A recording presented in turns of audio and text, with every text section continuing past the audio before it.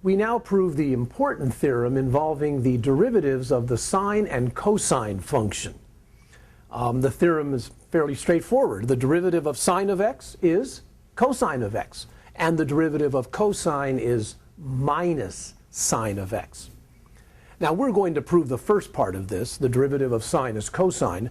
The second part is very similar to what we'll be doing and is left as an exercise.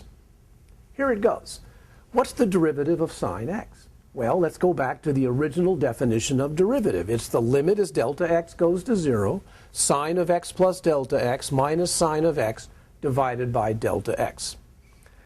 Well, how can we simplify this? Right, this is sine of a sum, and we have a trigonometric formula for that.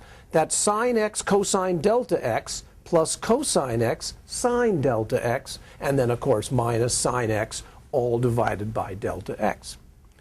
Let's do some grouping now. Leave the first term here, but now factor a sine x out, and we have minus sine x times 1 minus cosine delta x. That's our new numerator. And let's split it apart.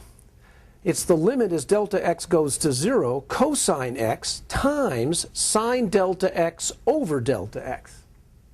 And then minus sine x times 1 minus cosine delta x over delta x. So it's some simple reorganization here.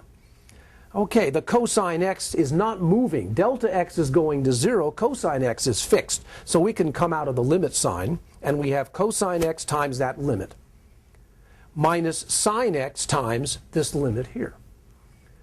Okay, do you recognize this limit?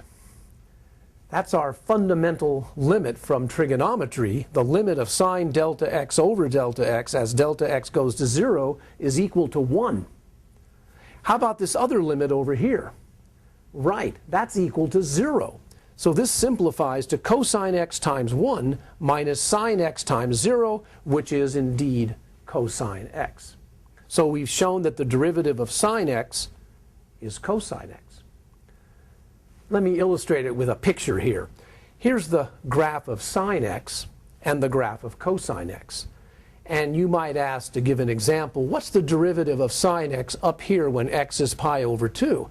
It looks like a horizontal tangent here. The derivative would be 0, and indeed cosine is 0 at pi over 2. And you can analyze other points in the same way.